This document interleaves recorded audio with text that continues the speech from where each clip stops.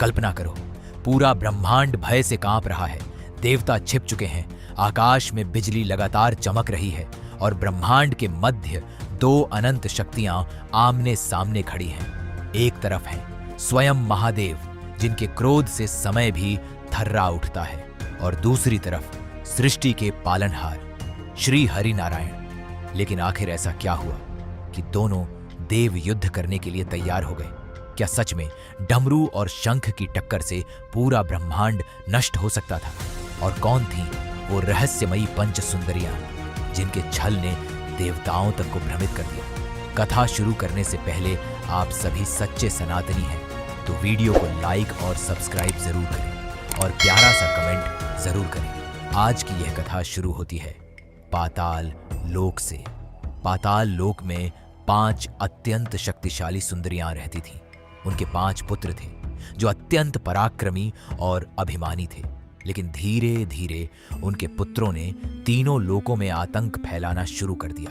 देवता परेशान हो उठे। तब स्वयं श्री हरि नारायण ने अधर्म रोकने के लिए युद्ध किया और एक एक करके उन 5 पुत्रों का अंत हो गया। पाताल लोक में चीखें गूंज उठी। 5 सुंदरियां क्रोध और शोक से भर उठी। उन्होंने कहा, हम अपने पुत्रों का प्रतिशोध लेकर रहेंगे। लेकिन वे जानती थीं कि सीधे श्रीहरि का सामना करना असंभव है। तभी उनमें से एक ने कहा, यदि हम महादेव को श्रीहरि के विरुद्ध कर दें तो पूरा ब्रह्मांड हिल जाएगा। बाकी सुंदरियां मुस्कुराने लगी और वहीं से शुरू हुआ सबसे बड़ा छल। 5 सुंदरियां कैलाश पहुंची। वे रोने लगी, प्रभु, श्री हरि नारायण ने हमारे पुत्रों का निर्मम वध कर दिया। उन्होंने पूरे पाताल लोक को नष्ट कर दिया। महादेव शांत थे। उन्होंने कहा, जो अधर्म करता है उसे दंड अवश्य मिलता है। लेकिन सुंदरियां लगातार विलाप करती रहीं।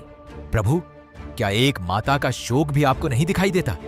धीरे धीरे वे महादेव के मन में करुणा और क्रोध जगाने लगी। उन्होंने छल पूर्वक कहा, यदि आप हमारे पुत्रों को न्याय नहीं दिलाएंगे तो कौन दिलाएगा? कुछ क्षणों के लिए पूरा कैलाश मौन हो गया। फिर महादेव ने धीरे से अपना त्रिशूल उठाया। यदि सत्य यही है तो मैं स्वयं श्री हरि से बात करूंगा। उसी समय वैकुंठ लोक में श्री हरि नारायण ध्यान में बैठे थे। अचानक पूरा वैकुंठ कांपने लगा।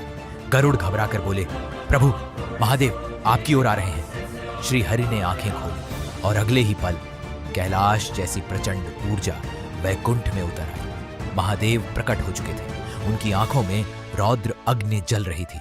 महादेव बोले, नारायण, क्या आपने पाताल लोक के निर्दोष पुत्रों का वध किया? श्री हरि शांत स्वर में बोले, उन्होंने अधर्म का मार्ग चुना था। लेकिन तभी 5 सुंदरियां फिर रोने लगी। देखिए प्रभु, उन्हें अपने कर्मों पर कोई पश्चाताप नहीं। अब महादेव का क्रोध बढ़ने लगा। उन्होंने डमरू उठाया। उसकी ध्वनि से पूरा ब्रह्मांड कांप उठा। देवता भयभीत हो गए। ब्रह्मा जी बोले, यदि यह युद्ध शुरू हुआ तो सृष्टि का विनाश निश्चित है। लेकिन अब बहुत देर हो चुकी थी। श्री हरि ने अपना शंख उठाया। यदि यही आपकी इच्छा है महादेव, तो मैं भी तैयार हूं। और अगले ही पल पूरा आकाश दिव्य ऊर्जा से भर गया। महादेव ने त्रिशूल उठाया।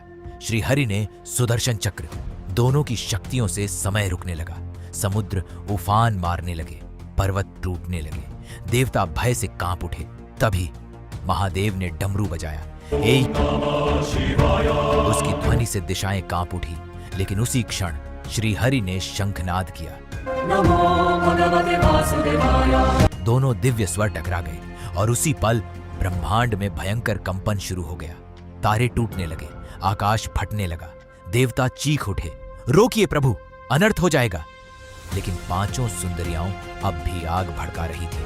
प्रभु, अपने पुत्रों का प्रतिशोध लीजिए। महादेव आगे बढ़े।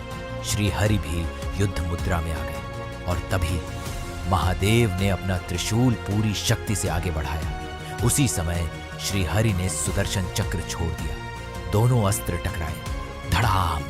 ऐसा विस्फोट हुआ कि पूरा ब्रह्मांड अंधकार में डूब गया। कुछ क्षणों के लिए समय रुक गया। फिर अचानक ब्रह्मा जी प्रकट हुए। उन्होंने क्रोध में कहा, बस! उनकी आवाज से पूरा ब्रह्मांड शांत हो गया। ब्रह्मा जी बोले, हे महादेव, हे नारायण, आप दोनों एक ही परम शक्ति के रूप हैं। ये सब छल है। तभी उन्होंने पंच सुंदरियों का वास्तविक रूप दिखाया। वे असुर मायावी शक्तियां थीं जो देवताओं में युद्ध करवाना चाहती थीं। महादेव शांत हो गए। श्री हरि मुस्कुराए।